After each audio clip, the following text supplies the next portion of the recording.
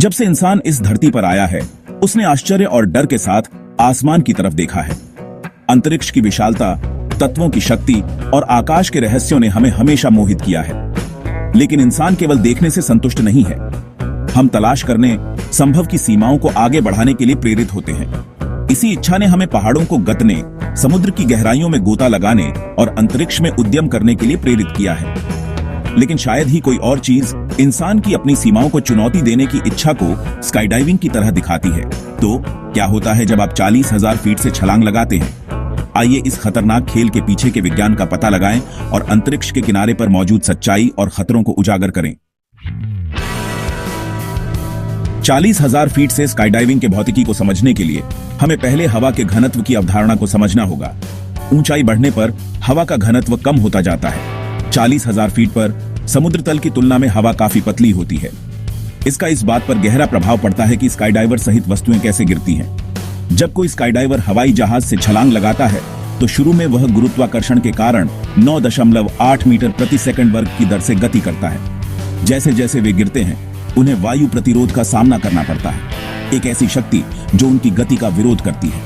वायु प्रतिरोध की मात्रा कई कारकों पर निर्भर करती है, जिसमें स्काई डाइवर की गति, शरीर की स्थिति और हवा का घनत्व शामिल है। कम ऊंचाई पर जहां हवा सघन होती है, वायु प्रतिरोध जल्दी से बनता है और अंततः गुरुत्वाकर्षण बल के बराबर हो जाता है। 40,000 फीट पर हवा इतनी पतली होती है कि एक स्काई डाइवर टर्मिनल वेग तक पहुंचने से पहले बहुत लंबी अवधि तक गति करेगा। वास्तव में इस ऊंचाई से कूदने वाले स्काई डाइवर 200 मील प्रति घंटे से अधिक की गति तक पहुंच सकते हैं। 40,000 फीट की स्काई डाइव के दौरान पहुंची तीव्र गति मानव शरीर को अत्यधिक जी बलों के अधीन कर देती है। जी बल या गुरुत्वाकर्षण बल त्वरण का माप है। एक जी वह बल है जो हम पृथ्वी की सतह पर खड़े होने पर गुरुत्वाकर्षण के कारण अनुभव करते हैं। स्काई डाइव के दौरान शरीर त्वरण की दिशा के आधार पर सकारात्मक और नकारात्मक दोनों तरह के जी बलों का अनुभव करता है। जैसे ही स्काई डाइवर हवाई जहाज से बाहर निकलता है और अपना फ्री फॉल शुरू करता है, वे गति में तेजी से वृद्धि का अनुभव करते हैं, जिसके परिणाम स्वरूप सकारात्मक जी बल होता है। ये बल स्काई डाइवर को वापस उनके हार्नेस में धकेल देते हैं, जिससे उन्हें भारीपन महसूस होता है। त्वरण जितना अधिक होगा, जी बल उतना ही अधिक होगा। 40,000 फीट की स्काई डाइव के दौरान अनुभव किए गए जी बल उतने चरम नहीं होते जितने लड़ाकू जेट में सामना किए जाते हैं। हालांकि वे अभी भी एक अप्रशिक्षित व्यक्ति के लिए जोखिम पैदा करने के लिए पर्याप्त महत्वपूर्ण हैं। अत्यधिक जी बलों से कई शारीरिक प्रभाव हो सकते हैं, जिसमें चेतना का नुकसान या जीएलओसी शामिल है, जो तब होता है जब जी बल रक्त को निचले एक्सट्रेमिटीज में जमा कर देता है, जिससे मस्तिष्क ऑक्सीजन से वंचित हो जाता है। पतली हवा और जी बलों की चुनौतियों के अलावा 40,000 फीट से कूदने वाले स्काई डाइवर्स को भीषण तापमान का भी सामना करना पड़ता है। इस ऊंचाई पर तापमान 0 से 60 डिग्री फ़ारेनहाइट या उससे कम तक गिर सकता है। इतनी भीषण ठंड के संपर्क में आने से मानव शरीर पर गंभीर परिणाम हो सकते हैं। सबसे तात्कालिक जोखिमों में से एक हाइपोथर्मिया है, एक ऐसी स्थिति जो तब होती है जब शरीर का मुख्य तापमान 75 डिग्री फ़ारेनहाइट से नीचे चला जाता है। हाइपोथर्मिया ऊंची ऊंचाई पर जल्दी से जम सकता है, खासकर जब हवा की ठंड के कारक के साथ जोड़ा जाता है। जैसे जैसे शरीर का मुख्य तापमान गिरता है, महत्वपूर्ण अंग बंद होने लगते हैं। यदि अनुपचारित छोड़ दिया जाता है तो हाइपोथर्मिया से कोमा और मृत्यु हो सकती है। 40,000 फीट पर समुद्र तल की तुलना में हवा का दबाव काफी कम होता है। इसका मतलब है कि सांस लेने के लिए कम ऑक्सीजन उपलब्ध है।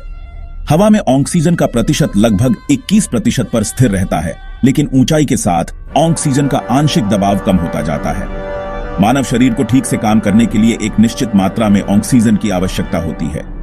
जब हम सांस लेते हैं तो ऑक्सीजन फेफड़ों में जाता है और रक्त प्रवाह में स्थानांतरित हो जाता है। ऊंची ऊंचाई पर कम हवा का दबाव फेफड़ों के लिए हवा से ऑक्सीजन निकालना कठिन बना देता है।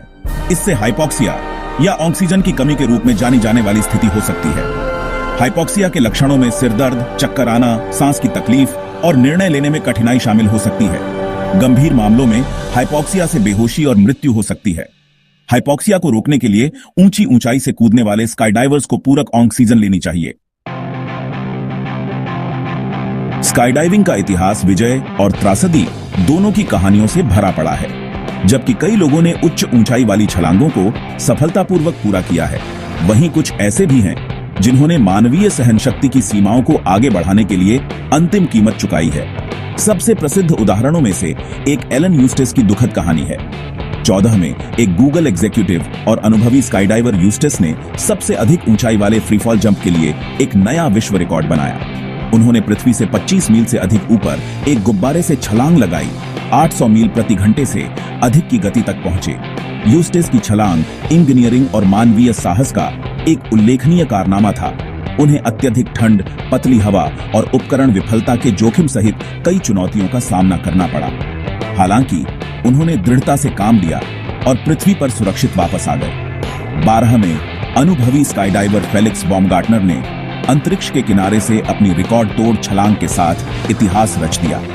बॉमगार्टनर ने एक हीलियम गुब्बारे द्वारा 1,28,100 फीट या 29,045 मीटर की ऊंचाई तक उठाए गए एक कैप्सूल से छलांग लगाई। पृथ्वी पर उनकी सुरक्षित वापसी सा मेटिकुलस योजना इंजीनियरिंग और मानवीय लचीलापन का प्रमाण थी। मानवीय सीमाओं को आगे बढ़ाने की खोज ने चरम स्काईडाइविंग विषयों के उद्भव का नेतृत्व किया है, प्रत्येक चुनौतियों और जोखिमों के अपने अनूठे सेट के साथ। उदाहरण के लिए विंगसूट फ्लाइंग स्काईडाइवर्स को आधुनिक समय के इकारस के आंकड़ों में बदल देता है। कपड़े के पंखों वाले विशेष सूट दान करके विंगसूट फ्लायर्स विस्तारित फ्री फॉल समय और क्षैतिज रूप से सरकने की प्राणपोषक क्षमता का अनुभव करते हैं। फिर बेस जंपिंग है, जो उन 4 प्लेटफॉर्मों के लिए एक संक्षिप्त शब्द है जहां से कूद की उत्पत्ति होती है।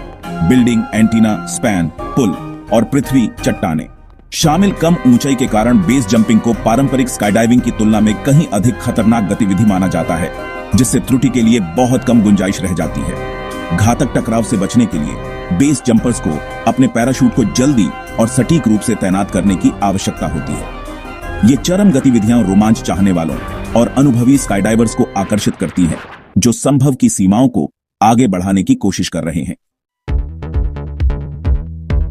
40,000 फीट से स्काईडाइविंग मानवीय जिज्ञासा, साहस और सीमाओं को आगे बढ़ाने की हमारी अथक खोज का एक ब्रीथ टेकिंग प्रमाण है।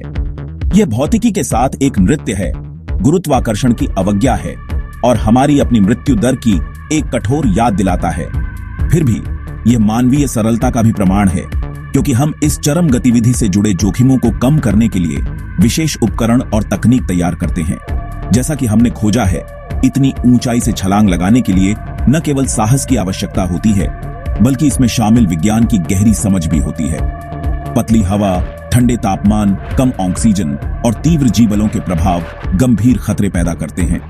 हालांकि सावधानीपूर्वक योजना, विशेष उपकरण और कठोर प्रशिक्षण के साथ मनुष्य इन चुनौतियों को नेविगेट कर सकता है और पृथ्वी पर सुरक्षित रूप से वापस आ सकता है। अन्वेषण और साहसिक कार्य की मानवीय भावना हमें अपनी दुनिया और खुद की सीमाओं का पता लगाने के लिए प्रेरित करती रहेगी।